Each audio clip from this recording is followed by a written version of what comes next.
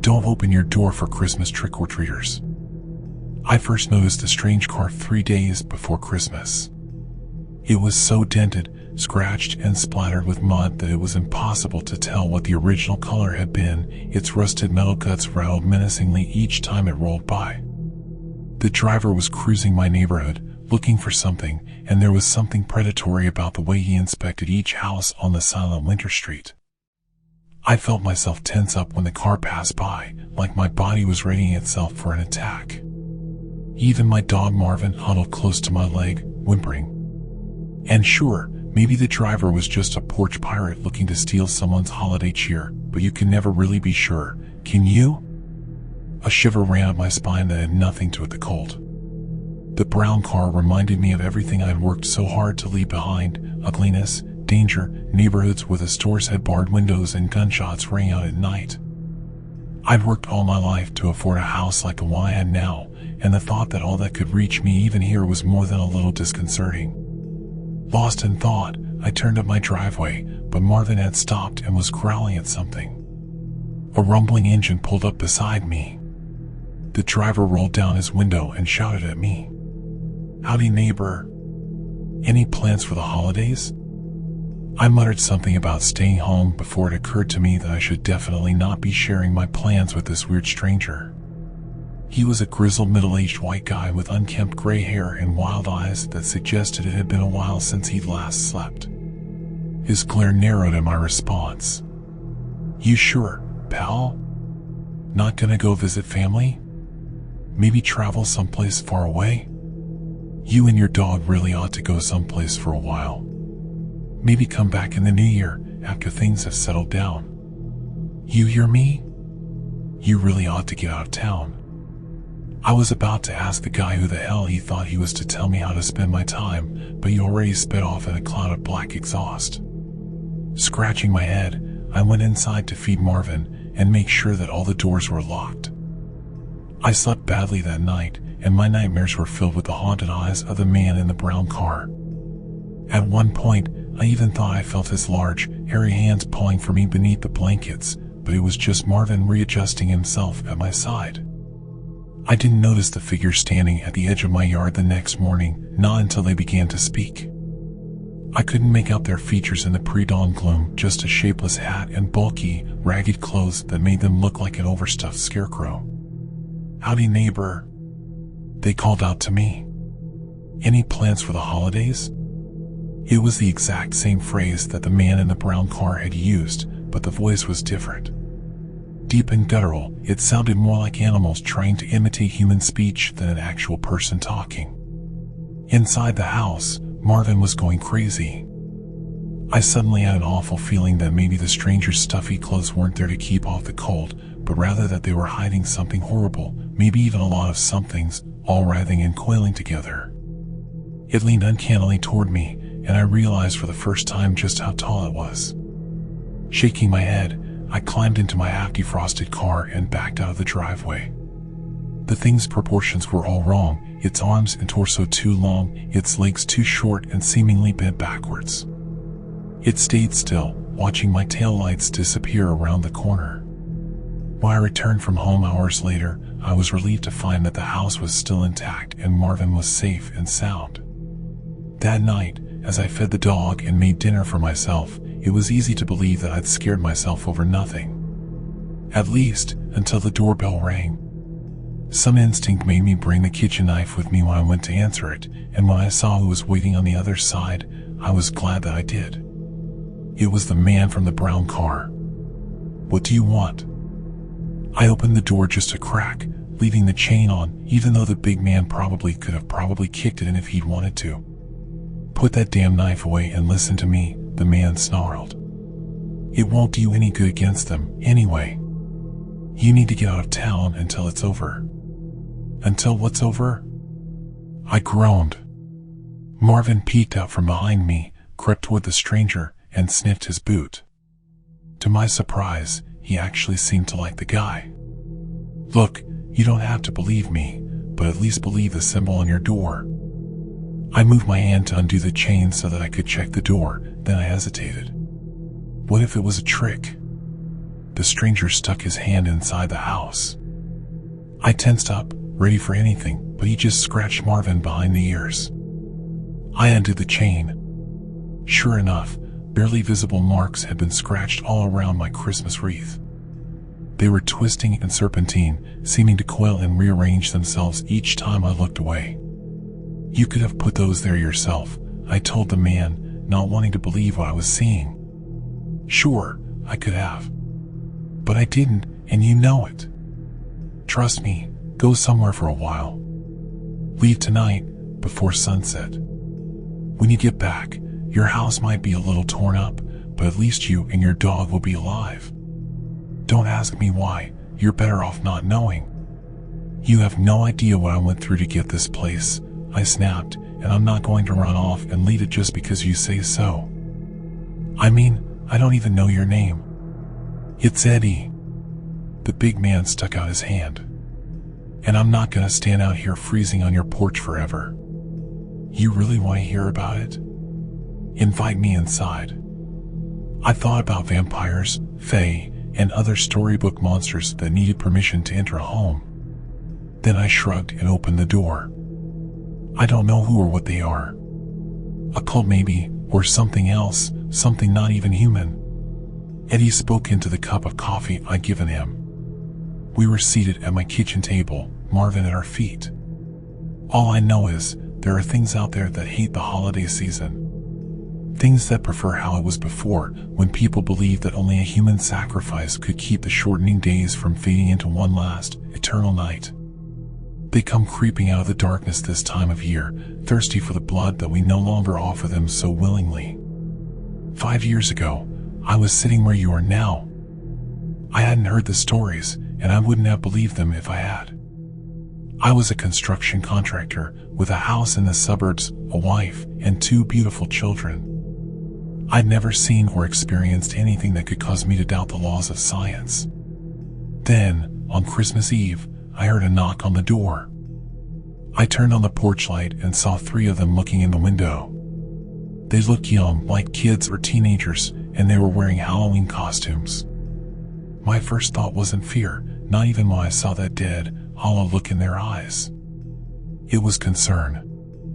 I mean, it was below zero out there, and one of them, a pale blonde boy in a skeleton costume, wasn't even wearing shoes. The girl behind him was wearing a flimsy fairy costume with ripped up wings, and the snow was falling right onto her bare skin. They were gonna freeze to death out there, whoever they were, so I opened the door, and that's when they took out their weapons.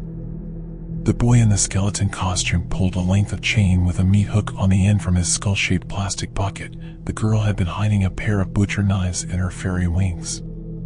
Another, whose shape was hidden by a bulky scarecrow costume, was holding a razor-sharp reaper's scythe. When I tried to slam the door on them, the scarecrow swung it into the gap, and the trio forced their way inside. I would have thought I was dreaming, but the clang of metal digging into the wall was all too real. They started hacking down my decorations with a cold, passionless hatred that I'd never seen before or since. I ran. What else could I do? I didn't have a weapon, and I had to warn my family. My kids were watching some movie in the family room, but my wife heard the destruction and came to investigate. She barely had time to register the look for terror on my face before the girl in the fairy costume was on her, running across the wall like a goddamn spider and sinking her teeth into my wife's neck. Until the day I die, I'll never forget those teeth. They were filed down and sharp, the gums curled back like the girl was surviving on something that humans weren't meant to eat, if she was even human in the first place. I looked around for a weapon, but the only thing at hand was a wine bottle from dinner. I shattered it on the head of the one attacking my wife, but the fairy costume girl didn't seem to notice. She just stared at me with those blank, dead eyes. Then I felt something wet running down my ribs. The scythe was so sharp that I had barely even felt its cut at first, but then it turned to agony. By that point, the kids were up and moving around, and all I could think of was them. I had to protect them. Pressing my hand against the bleeding gash in my side, I hobbled to the living room. The scarecrow followed after me like he had all the time in the world. The lights were out in the living room. A Christmas Carol was still playing soundlessly on the screen, but to my horror the kids were nowhere to be seen. Behind me, I could hear the sound of Skeleton Boy shredding more of our decorations, and I knew that it was only a matter of time before the intruders tore me apart just as mindlessly. I glanced down at eyes glittering beneath the couch. It was the kids. Their eyes got wide when they saw the crimson stain on the side of my white t-shirt, but I pressed a finger to my lips and gestured that they should follow me. We kept low, crawling across the carpet and hoping that the hellish figures destroying our house wouldn't stop to peek over the edge of the couch. We were almost to the basement stairs when I smelled something burning. Thick, black smoke billowed up from the corner of the room where our Christmas tree was on fire. Backlit against the flames stood the Skeleton Boy, whirling his chain and looking right at us. I yelled at the kids to run and threw myself at him. He wasn't even half my size, but it was like hitting a marble statue. He didn't even seem to notice the blows of my fists. Instead, he whipped me with the chain until I screamed in pain, blinded by my own blood and helpless to fight back. The metal links of the chain coiled around my neck, and I remember thinking, at least the kids got away. Then he tugged hard, ripping the skin of my neck, but cutting me loose. I tumbled down into the basement, and even though the house was burning down around us, he walked down the stairs slowly. He kept me alive on purpose, but why? It was like the three of them were drawing energy from our pain and fear. I locked one of the basement doors behind me, not like I thought it would do much good, and pulled my kids into a closet with me. I hugged them close, holding a spit-dampened cloth over my mouth against the tendrils of smoke that were creeping under the door. I heard the lock snap. The outer door flew open. The kids and I were soaked in sweat.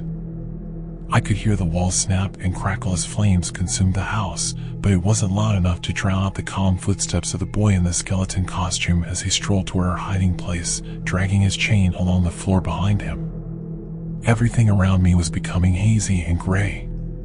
My lungs felt like they were being squeezed, crushed slowly by some enormous hand. Then came a sudden, loud crack, and everything went black.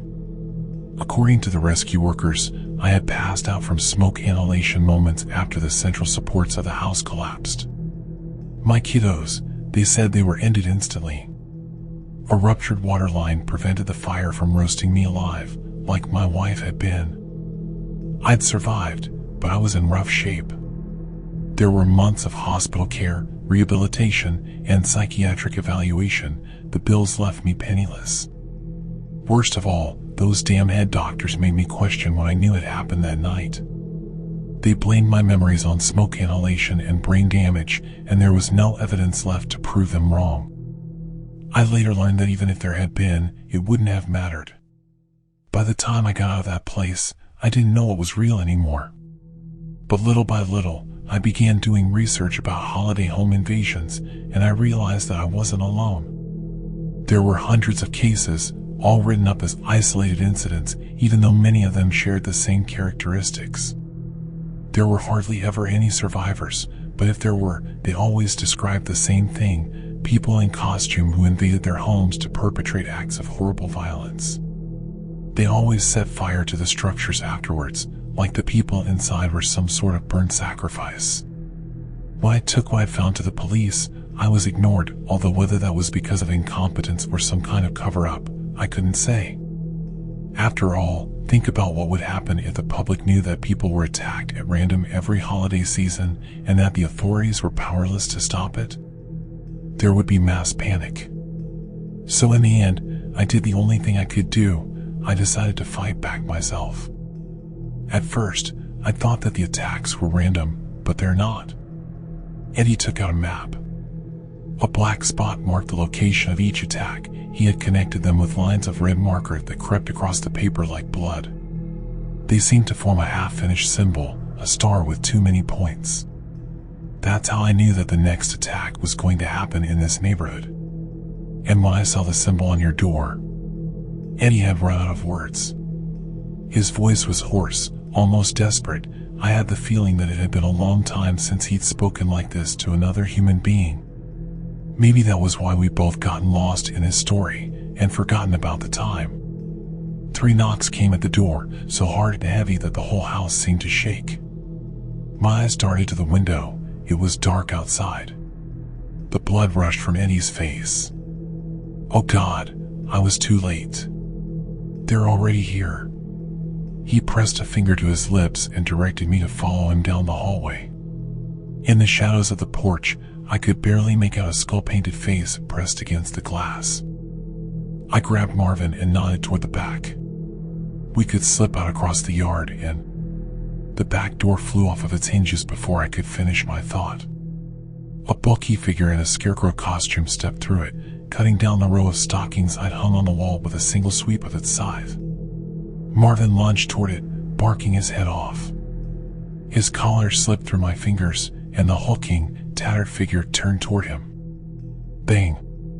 The deafening blast repeated 4 times more as Eddie crossed the kitchen toward the scarecrow man, a .45 caliber revolver in his shaking hand.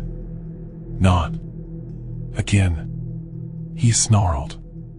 Not this time.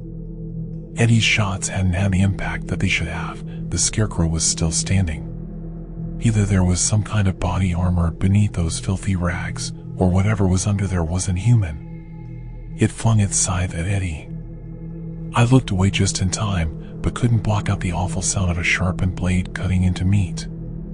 As the scarecrow crossed the kitchen to finish the job, I heard something else, the front door creaking open and the steady whirling of a chain. Skeleton Boy had broken in somehow, which left only one. Where was the girl with fairy wings? At first, I thought the noise was coming from inside the walls. Then I saw a pale soot-covered hand emerging from the hearth. Like some diabolical version of Santa Claus, she'd come down the chimney.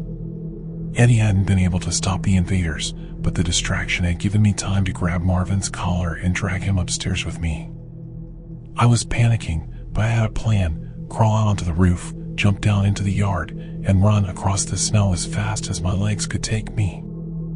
I could smell smoke from down below, and hear footsteps on the stairs behind me. They moved slowly, just like Eddie had said, savoring our fear and helplessness. But Marvin and I weren't going to wait around to be strangled by a chain, hacked apart by a scythe, or eaten alive. I dragged my howling dog into the bedroom and blocked the doorknob with a chair. I flung open a window, letting in a flurry of snow.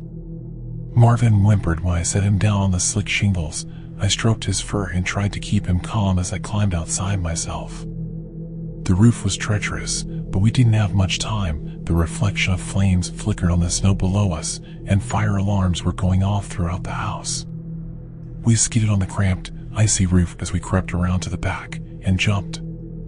My ankle folded under me and pain shot up my leg, but Marvin was safe in my arms. When I set him down, he was wagging his tail, cocking his head to the side and looking curiously at the burning house behind me. He followed me as I limped toward the home of the nearest neighbor, hoping that they, too, hadn't received a visit from the nightmarish trick-or-treaters. But when I turned to look over my shoulder, I saw 3 dark figures staring out the window of my flaming kitchen, watching me run, like they had all the time in the world. Mrs. Fisher across the street didn't understand my incoherent story, but she could see the fire out of her window clearly enough. She called 911, made me a hot cup of tea, and even brought Marvin some ancient dog biscuits she found somewhere. But when emergency services arrived, there was no sign of the invaders I described.